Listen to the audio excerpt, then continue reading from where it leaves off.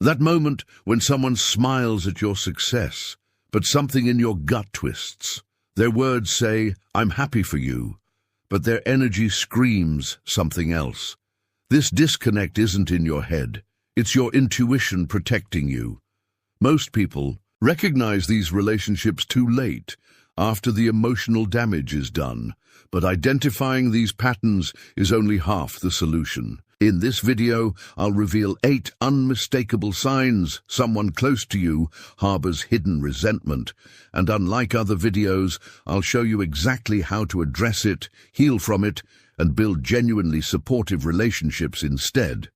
But identifying these signals is only half the solution. What most people never learn is how to effectively respond, whether to address the relationship, heal from its effects, or build genuinely supportive connections instead. If you are new here, don't forget to subscribe to the channel and stick till the very end of this video, because what we will talk about will definitely change your life and relationship. Sign 1. Sarcasm and contempt. These are jokes that consistently target your vulnerabilities. They aren't accidents, they're veiled attacks disguised as humor. What makes this behavior particularly damaging is how it isolates you. Express hurt, and suddenly you're the problem, too. Sensitive, unable to take a joke. Stay silent, and the behavior continues, eroding your self-worth with each harmless comment. Sign 2. Subtle sabotage. When someone consistently forgets important information about you or arrives late to your events, these patterns reveal hidden opposition. This is perhaps the most insidious form of hidden resentment because it operates under the guise of helpfulness or simple forgetfulness. Once is an oversight. Twice might be coincidence, but a persistent pattern of accidental omissions that consistently impact your success? That's strategic sabotage. Sign 3. Silent competition. Someone harboring resentment can't genuinely celebrate you. They must immediately one-up your achievements or redirect attention. Silent competitors don't openly challenge you. They simply refuse to let you have an uncontested moment of success. Their need to match or exceed your achievement isn't about healthy mutual inspiration. It's about ensuring you never rise too far above them in any area they value. Sign 4. Superficial kindness. Their words sound supportive, but they lack emotional investment, leaving interactions feeling hollow and performative. They say supportive things but are mysteriously absent when actual support is needed. Their emotional investment evaporates when others aren't watching. Their congratulations feel scripted rather than heartfelt. Their eyes don't match their words, no real warmth or connection. Sign 5. Controlling through care. They offer excessive help and protection that actually undermines your confidence and independence. This is control masquerading as care. This manipulation is particularly effective because it operates through love rather than force. The person positions themselves as your protector, your guide, the voice of reason, while subtly undermining your confidence and independence. Sign 6. Gossip and criticism. Speaking negatively about you to others while maintaining a friendly facade reveals profound incongruence. You enter a room. The conversation stops. Smiles appear, but something feels off. This atmospheric shift isn't imagination. It's the residue of words spoken about you, not to you. Sign 7. No joy in your success. The most telling sign is emotional withdrawal precisely when you're thriving, revealing their inability to genuinely share your happiness. When you were struggling, they were present, offering advice, comfort, a listening ear. But now that you're thriving, rising, evolving, they've gone cold. Their responses to your achievements are brief, distracted, sometimes even tinged with subtle reminders of past struggles. Sign 8, and the last. Body language.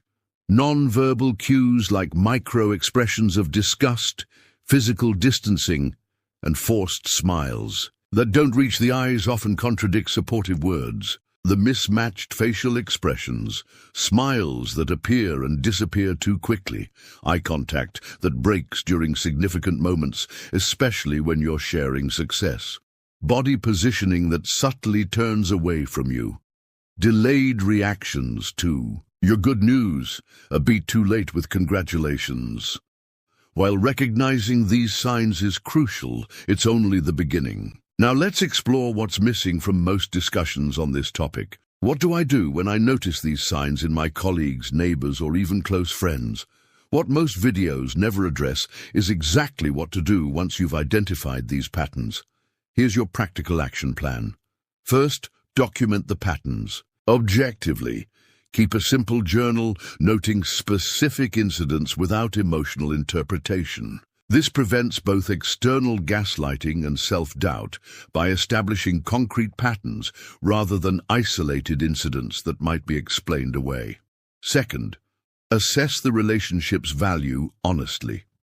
Not all relationships deserve equal investment. In repair, ask yourself, how central is this relationship to your life? What power dynamics exist? Are they your boss, a family member, or just a friend? What's your capacity for the emotional work required? Now, based on this assessment, choose one of the two approaches. 1. Direct conversation for relationships with strong foundations.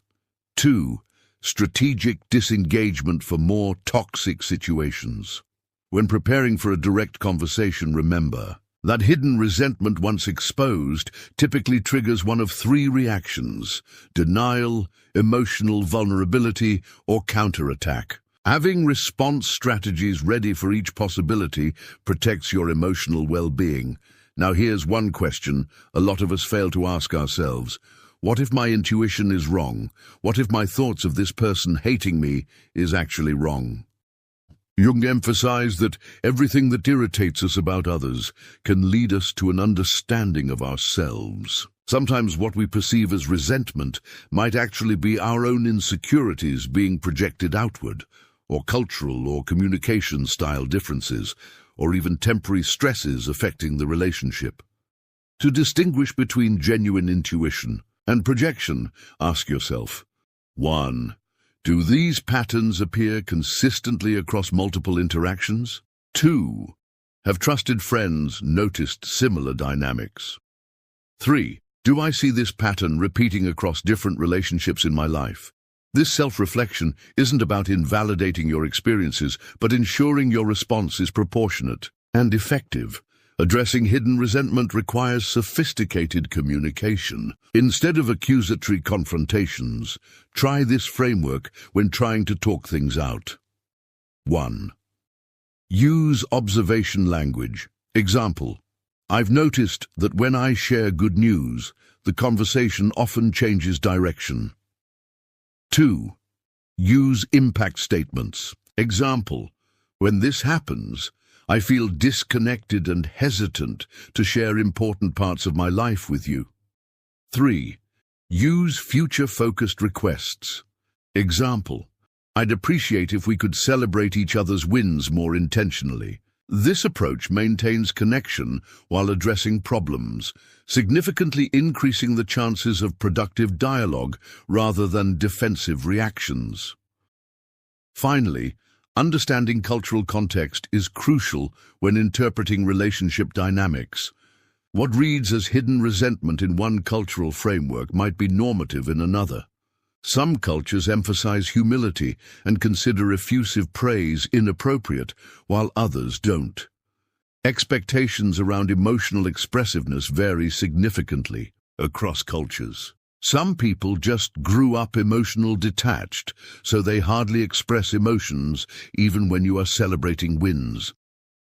In conclusion, Jung emphasized that psychological growth requires rigorous self-examination.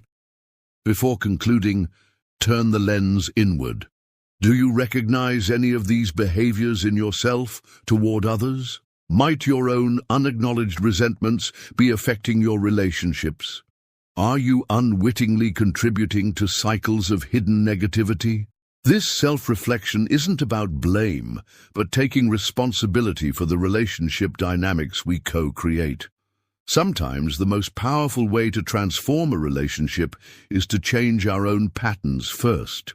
As we've explored these signs of hidden resentment, we've gone beyond simple identification to practical strategies for addressing, healing, and transforming these dynamics. Remember Jung's insight that the meeting of two personalities is like the contact of two chemical substances. If there is any reaction, both are transformed. The relationships that trigger us most often contain our greatest opportunities for growth. Thank you so much for staying with me through this exploration. If you found value in today's discussion, don't forget to subscribe to the channel and share this video with someone who might benefit from it. Remember, whether you choose to address the resentment directly, create stronger boundaries, or lovingly disengage, the awareness you've gained is already transforming how you experience these relationships. I'd love to hear your experiences with recognizing or addressing hidden resentment. Share your stories in the comments below. Until next time, remember that healthy relationships reflect our authentic selves rather than our fears. You deserve connections that genuinely celebrate who you are.